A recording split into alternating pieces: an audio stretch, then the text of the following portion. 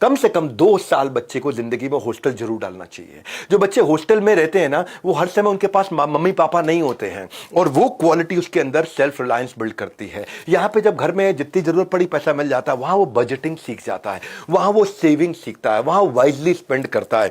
Consequence इसका ये है कि वो इंडिपेंडेंट रहता है, तो बच्चे के अंदर कॉन्फिडेंस अलग लेवल का आ जाता है और वो कई प्रॉब्लम्स के साथ डील कर पाता है, क्योंकि हर समय हर चीज उस बच्चे के हिसाब से नहीं होती है। हॉस्टल में वास्तव में नहीं होती, तकलीफों में आता है वो, और उस समय उसके पास में पेरेंट्स नहीं होते कंप्लेंट करने के लिए कि मम्मी मेरे को ये खाना ठीक नहीं लगा, दोबारा बना दो, दूसरा बना दो, तीसरा बना दो। वहां पे उसको मेस का खाना खाना पड़ता है। वो सेल्फ रिलायंस देता है, स्केड्यूल का फर्क पड़ने लग जाता है, स्केड्यूल का दिमाग में सेट हो जाता है।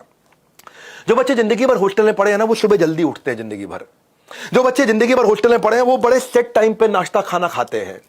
और यहां पे क्या है, घर के अंदर तो रूटीन फ्लेक्सिबल है, कभी रात को 1 बज रहा है, कभी वेब सीरीज पे मिर्जापुर लगा रखी है, दिमाग खराब किया हुआ है। हॉस्टल में लाइफ डिसिप्लिन होती है भैया, उनका वे ऑफ वर्किंग बिल्कुल शेड्यूल बेस्ड रहता है, फिक्स टाइम होता है हर चीज का, नाश्ते का, खाने का, हर चीज का। उससे वो फर्क पड़ता है उसकी लाइफ में। बच्चों को पता चल जाता है मुझे अगला क्या करना है, अगला क्या करना है मालूम है।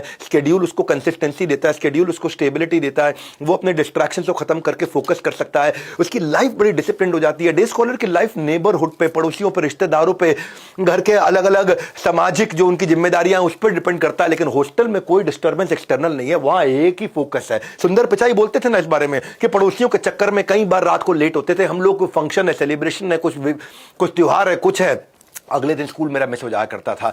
और एक चीज जो मैंने हॉस्टल में सीखी है, मेरा एक बचपन का दोस्त था तेंजिंग, जो मेरे साथ हॉस्टल में पढ़ता था, तेंजिंग अरुणाचल प्रदेश से। अभी मैं अपने भाई की शादी में गया था, और वो भाई की जब शादी में मैं गया गुवाहाटी, तो तेंजिंग भी अरुणाचल प्रदेश से गुवाहाटी आया था। वो मेरे बचपन का दोस्त था और हमने काफी टाइम साथ में दिया। मैं कुछ फोटोग्राफ भी शेयर कर देता हूँ यहाँ पे। क्या कहना चाहता हूँ, क्रॉस कल्चरल एक्सपोजर मिल जाता है आपको। जो है बच्चे को बाजू के शर्मा जी, वर्मा जी, या हो सकता है तिवारी जी मिल सकते हैं, लेकिन अगर हॉस्टल लाइफ में उसको देश भर की कंट्री के अलग अलग कल्चर के लोग मिलते हैं, क्योंकि भारत जो है ना, वो एक देश नहीं, एक कॉन्टिनेंट है। भारत अपने आप में एक अलग दुनिया है। भारत के अंदर 9 मेजर धर्म है, 28 से ज्यादा राज्य हैं और 19,500 डायलेक्ट हैं। डायलेक्ट मतलब एक भाषा का, सब भाषा को डायलेक्ट बोलते हैं एक तरह से। तो हॉस्टल एक फिट प्लेटफॉर्म है जहां पर उसको अपॉर्चुनिटी मिलती है अलग अलग कल्चर से, जो उसके कल्चर के बाहर के लोग हैं उनसे सीखने को, उनके साथ मील शेयर करने के लिए, उनके साथ झूले पे बरसात में आराम से बाहर बैठते हुए गप मारते वक्त वो नए नए कल्चर को सीखता है।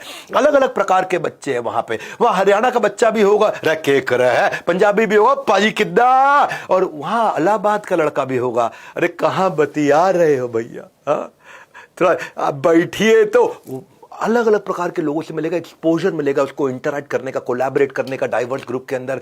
अलग ही लाइफ है, स्टैंडर्डाइज लाइफ है। बच्चे को 2 साल हॉस्टल जरूर भेजना चाहिए। कैसे हॉस्टल, पूरी तरह समझिए बात को। डे स्कॉलर जो है ना, वो उसके पास हर प्रकार के लोग होते हैं, आसपास दोस्त होते हैं, कि अमीर दोस्त होते हैं, वो उनसे इनसिक्योर, इंफीरियर फील करता है उन रिच दोस्तों से। लेकिन हॉस्टल की लाइफ स्टैंडर्डाइज है, इक्वालिटी है, एक जैसे कपड़े सारे पहनेंगे, they are treating each other very equally. अगर आप मूवी स्टार के बच्चे हैं या किसी आईटी वर्कर के बच्चे हैं, लाइफ सिंपल और स्टैंडर्डाइज एक जैसी है।